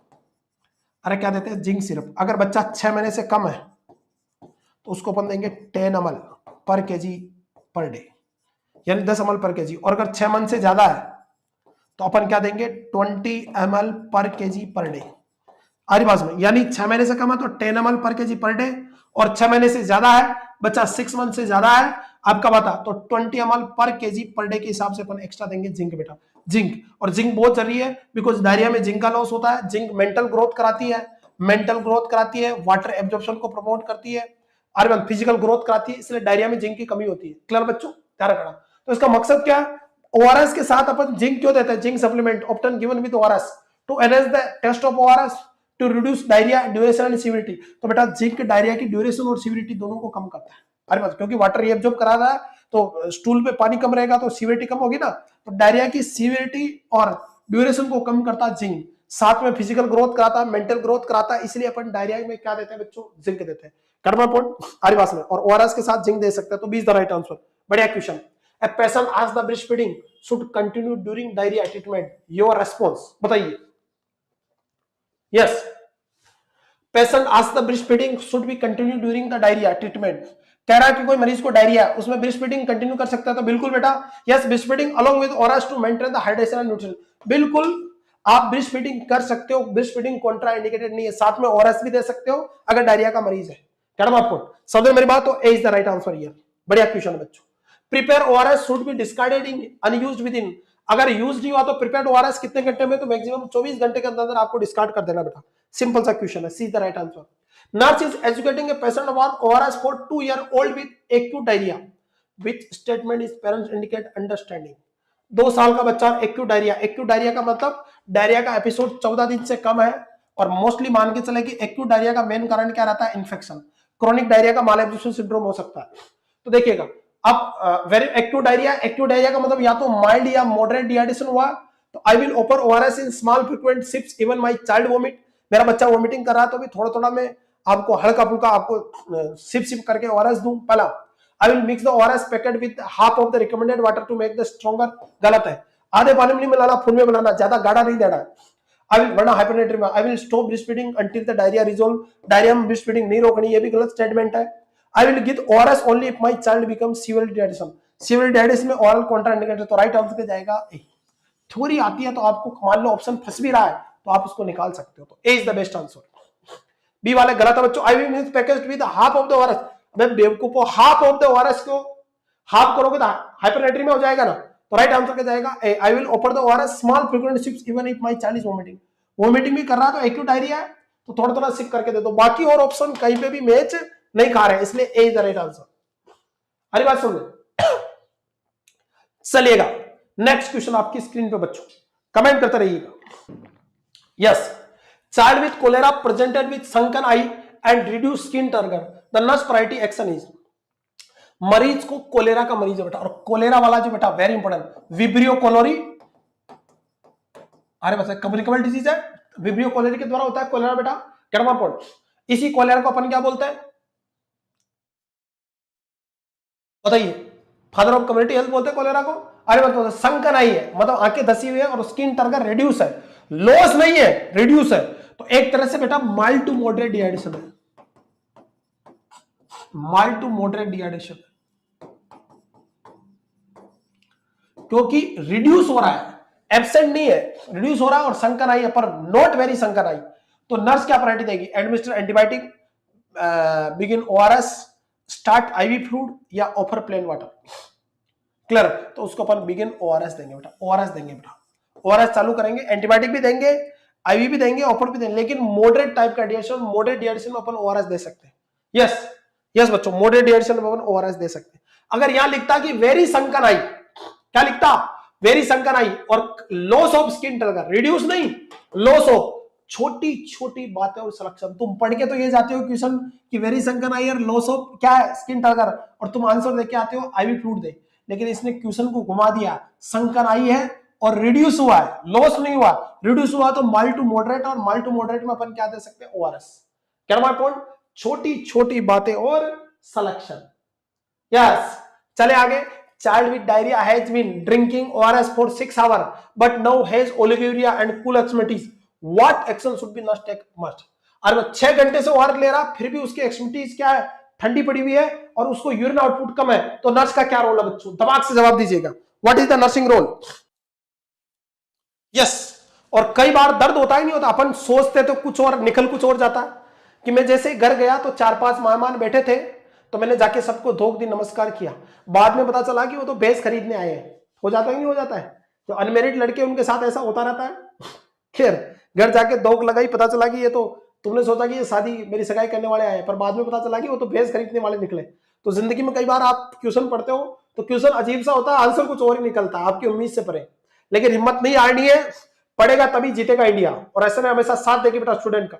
चलेगा, next question. Child with diarrhoea has been drinking ORS for 6 hours but now has oliguria and cool extremities. What action should be the must take?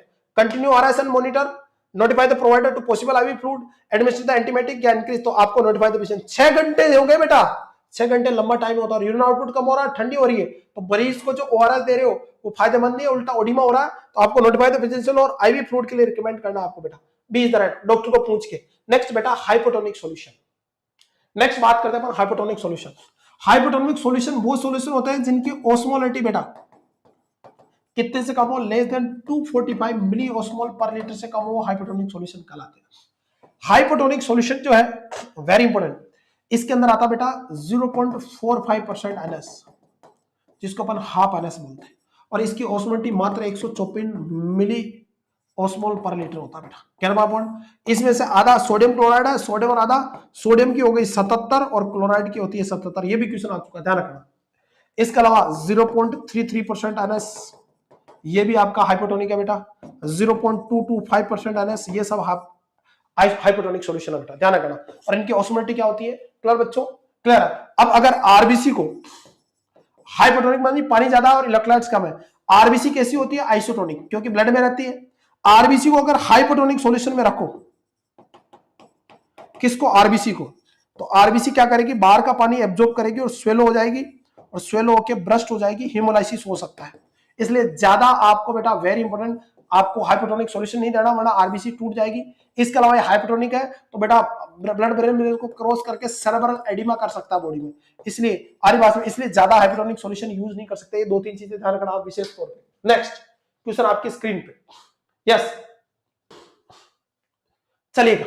A nurse is administering a hypotonic solution to a client. Which of the following is the primary effect of the hypotonic solution in the body?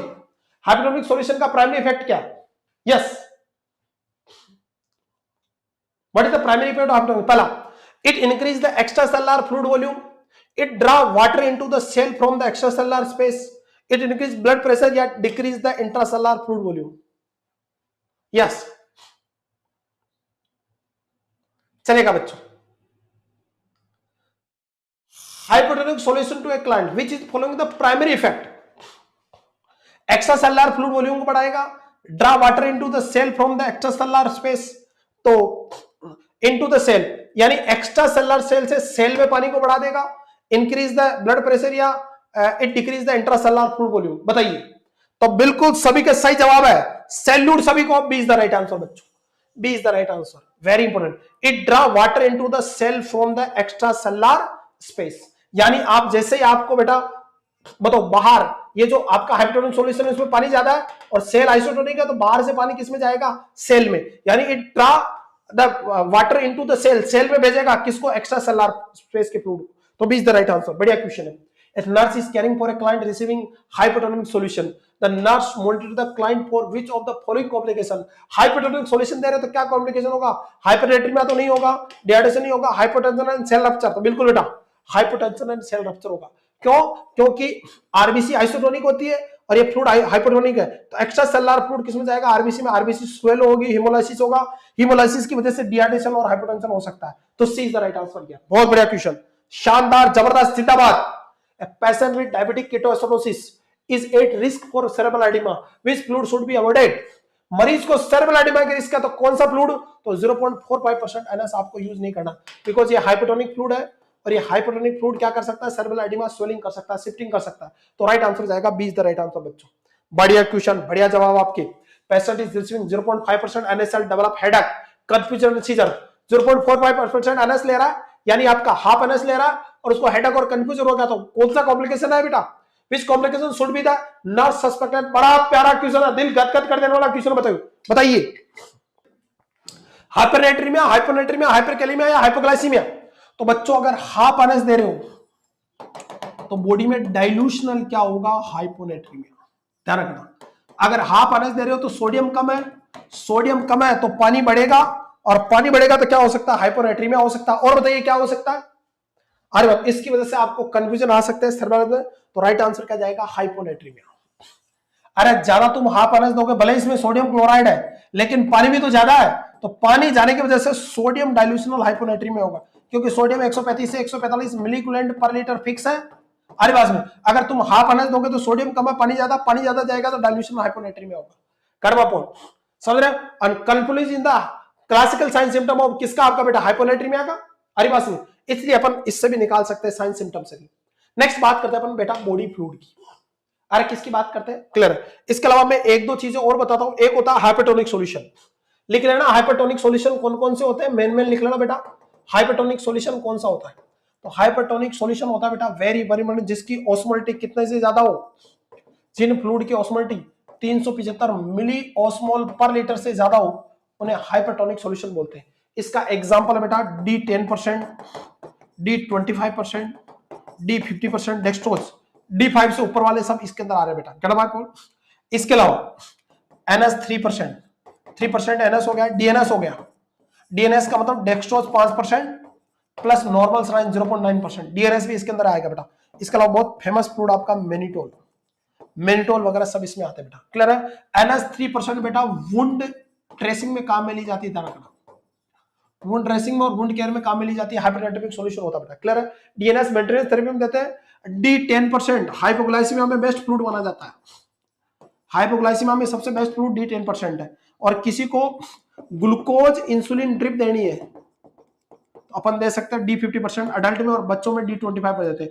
बच्चों में D25 देना, D50 नहीं देना, क्योंकि when rupture हो जाएगी, ध्यान रखना। अडल्ट में देते हैं अपन कौन सा, D50%, और चिल्ड्रन में कौन सा, D25%। इसके बाद मेनिटोल जो कि एक ऑस्मोटिक डायरेटिक्स है। अरे कैसी है, ऑस्मोटिक डायरेटिक्स है, and this is the drug of choice in increase ICP. अब अगर आप मेनिटोल दे रहे हो तो इसके ड्रग की इफेक्टिवनेस का पता चलता है यूरिन आउटपुट से, क्योंकि ये कौन सी है, ऑस्मोटिक डायरेटिक्स। तो मेनिटोल दे रहे हो तो यूरिन आउटपुट बढ़ रहा है, इसका मतलब ऑस्मोटिक डायरेटिक्स काम कर रही है, और ये इंक्रीज आईसीपी में, हेड इंजरी में ड्रग ऑफ चॉइस मानी जाती है। तो ये सब हाइपरटोनिक सॉल्यूशन हो गया बेटा, मोटा मोटा ध्यान रखना आपको, क्लियर है। चलिएगा बच्चों, नेक्स्ट क्वेश्चन बात करते हैं बॉडी के फ्लूइड की। देखिएगा, एक हेल्थी अडल्ट में उसकी बॉडी वेट का 60% क्या होता है, उसमें फ्लूइड होता है। उस हिसाब से एक हेल्थी अडल्ट, इंडिया में मेल अडल्ट जो माना जाता है, आपका इंडिया में अडल्ट जो माना जाता है हेल्थी, उसका 70 kg वजन होता है। उसमें फ्लूइड कितना होगा बेटा, तो 60/100 60% होता है, हर बस में, और 70 kg का आदमी है तो 0 गया तो उसमें 42 लीटर फ्लूइड होता। तो कोई अगर आपसे कहे बच्चों कि मेरा वजन 70 किलो, तो उसमें फ्लूइड कितना होगा, 42 लीटर, यानी आदमी पानी का पुतला है। न्यूबॉर्न में लगभग 75 से 80% होता बेटा, न्यूबॉर्न में 80% या 75% होता है, और ओल्ड एज में थोड़ा पानी कम होता है, ओल्ड एज में 55% ही पानी होता है। पर अपन तो अडल्ट की बात कर रहे हैं, मसल पड़ रहा है, तो 60% फ्लूइड होता है। उस हिसाब से 70 किलो के आदमी में कितना, 42 लीटर। अरे बाद में 100 किलो के आदमी में कितना होता है, 60 लीटर। गड़बड़ पॉइंट। अब ये जो फ्लूइड है इसके दो पार्ट है, एक इंट्रासेलुलर फ्लूइड, और आपको पता है इंट्रासेलुलर फ्लूइड सबसे ज्यादा होता है 70%, ये होता है सेल के अंदर, विद इन सेल, सेल के अंदर।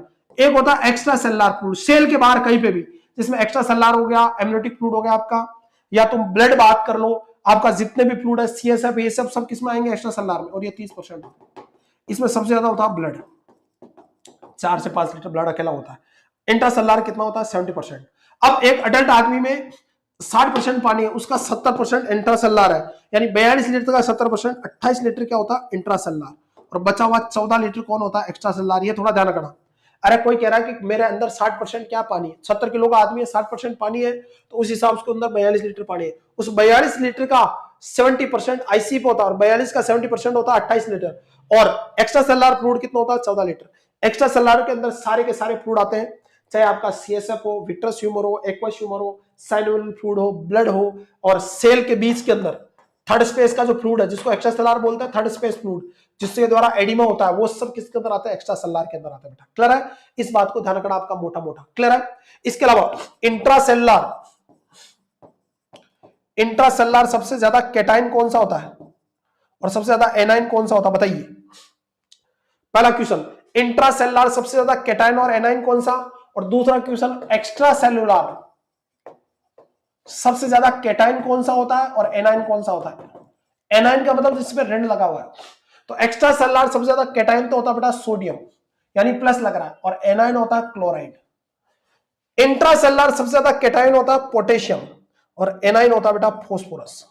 ये थोड़ा ध्यान रखना आप, 4 क्वेश्चन नहीं बताए मैंने। यस, कर्मा पॉइंट आ रहा है, समझ रहे मेरी बात, बिल्कुल। इंट्रासेलुलर सबसे ज्यादा कैटाइन, कैटाइन जिसमें मतलब पॉजिटिव आयन लगा हुआ है, जो इलेक्ट्रॉन दे देता है उसमें पॉजिटिव, और जो ले लेता है उसमें नेगेटिव लगता है चार्ज, तो कैटाइन कौन सा, पोटेशियम, और एनाइन कौन सा, फास्फोरस।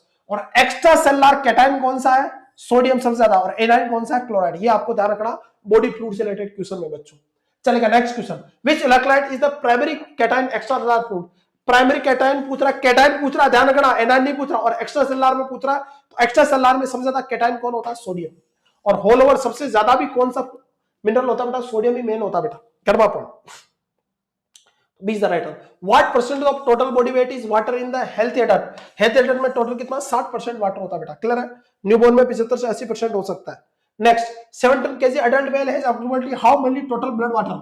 70 किलो का आदमी, तो 7 छंग 42, कितना, 42 लीटर के आसपास, जिसमें से बेटा इंट्रासेलुलर फ्लूइड होता है 28 लीटर 42 में से, और एक्स्ट्रा सेलुलर फ्लूइड होता है कितना, 14 लीटर। 14 और 28 कितना हो गया बेटा, टोटल 42 लीटर आपका फ्लूइड होता है बॉडी के अंदर। ये थोड़ा मोटा मोटा ध्यान रखना बच्चों, सिंपली शॉर्ट फॉर्म बताया। A patient has serum potassium level 3.5 milligram per litre, which of the following body fluid compartment would be most affected. बताइए, पेशेंट के अंदर बेटा सीरम पोटेशियम लेवल कितना, 3.5 मिलीग्राम पर लीटर है, यानी हाइपोनेट्रीमिया के सिम्टम आ सकते हैं कभी भी, तो कौन सा compartment, intracellular, extra cellular, interstitial या प्लाज्मा, तो कौन से के अंदर, बताइए बच्चों। बहुत प्यारा क्वेश्चन है, बड़ा प्यारा क्वेश्चन है, दिल गदगद कर देने वाला क्वेश्चन। चलिएगा, इंट्रासेलुलर, एक्स्ट्रा सेलुलर, इंटरस्टिशियल, कौन सा फ्लूइड अफेक्ट होगा, तो राइट आंसर जाएगा बच्चों, वेरी वेरी इंपॉर्टेंट, आपका कौन सा, इंट्रासेलुलर, क्योंकि इंट्रासेलुलर मिनरल में सबसे ज्यादा कौन पाया जाता है, पोटेशियम पाया जाता है। कर्मा पॉइंट, तो A is the right answer. समझ मेरी बात। नेक्स्ट क्वेश्चन आपकी स्क्रीन पे बच्चों, जवाब दीजिएगा जल्दी से। Yes, which of following statement is true regarding the composition of body fluid। Body fluid के बारे में कौन सा स्टेटमेंट सही है। पहला, extra cellular fluid has a higher concentration of the potassium than sodium, तो गलत है बेटा। एक्स्ट्रा सेलुलर में पोटेशियम ज्यादा नहीं होता, आपका पोटेशियम तो कम होता है, सोडियम क्या होता है, ज्यादा, तो ये स्टेटमेंट तो गलत हो गया। Intracellular fluid has a higher concentration of sodium than potassium, ये भी गलत है। इंट्रासेलुलर में पोटेशियम ज्यादा, सोडियम कम होता है। Plasma has a higher concentration of the protein than interstitial fluid, या interstitial fluid has a higher concentration of the electrolytes than plasma. Interstitial fluid plasma से ज्यादा, तो बेटा ये भी गलत है, प्लाज्मा में ज्यादा होता है, तो राइट आंसर में जाएगा plasma has a higher concentration of protein. Plasma में प्रोटीन ज्यादा होता है, किसकी तुलना में, इंटरस्टिशियल स्पेस की तुलना में। देखो ये आपका ब्लड है, ब्लड के 2 पार्ट है, एक तो होता है प्लाज्मा जिसके अंदर वाटर हो गया, सोडियम पोटेशियम ये हो गया, और एक होती है ब्लड सेल जिसमें आरबीसी ब्लड होती है। और ये जो सेल के चारों तरफ, ब्लड वेसल्स के चारों तरफ सेल है, उनके बीच में ये जो स्पेस होता है उसको बोलते हैं इंटरस्टिशियल स्पेस। तो यहाँ पे प्रोटीन कम होता है, प्लाज्मा में ज्यादा होता, तो आपका सी इज द राइट आंसर। बहुत बढ़िया जवाब, शानदार, बहुत कम बच्चे इसके जवाब दे पाए, पर कंफ्यूज हो गए। ये नोटसेट का लेवल है, ऐसे क्वेश्चन आते हैं नोटसेट में बेटा, अगर पूछेगा तो धुआं निकाल देगा। तो ये कुछ कहानी हुई बेटा बॉडी फ्लूइड और बहुत इंपॉर्टेंट टॉपिक, जिसके अपन ने स्पेशली यूनिक क्वेश्चन और नए डाटा जाने। इसी तरह की आपको अगर क्लास चाहिए और आप इस नोटसेट में सिलेक्शन लेना चाह रहे हैं, तो मेरा निवेदन है, जानबूझ के मैंने फीस कमा की, ये मत कहना कि सर के एडमिशन नहीं हो रहे इसलिए रख दी। वह कमबख्त, तो ये ऐसा एकेडमी है जहां भी निकालते हैं धुआं निकाल देते हैं।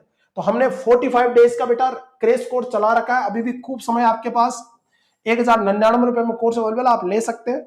इसमें ये जो भी पढ़ा रहा हूँ ये सारे के सारे, इसके अलावा मैथ, रीजनिंग, ओबीजी, आपकी जितवन सर की साइकेट्रिक, सीएचएन, बगाराम सर की फंडामेंटल, और अमेसन के पास गोविंद सर की, सब कुछ मिलेगी इसके अंदर। तो ये 1099 यानी एक महीने का चाय पानी का खर्चा, बाद में रोना मत की शायद पहले पढ़ लेते तो एक नंबर से नहीं रहता। तो ये बैच ज्वाइन कर ले। और अगर आप नोटसेट 9 और 10 की तैयारी कर रहे हैं, बिना थ्योरी आपका सिलेक्शन नहीं होगा, चाहे कितनी टेस्ट सीरीज दे लो, कहीं से पढ़ लो, थ्योरी क्लियर करो। तो थ्योरी विद एमसीक्यू, ये क्रैश कोर्स भी इसके साथ फ्री है, टेस्ट सीरीज फ्री है, 20,000 एमसीक्यू 10,999 मिल रहा, ऑफर चल रहा है आपका होली स्पेशल बेटा। तो आप ये ले ले कोर्स। अरे बस में ये जितना भी सिलेबस है आपको प्री प्लस मेंस का और इंडिया का कोई भी एग्जाम हो, सबकी तैयारी कराई जाएगी। So thank you so much, love you all, पढ़ते रहे बढ़ते रहे। असर क्लास अच्छी लगती है तो आज ही वीडियो को लाइक और शेयर करें। Thank you so much, love you all.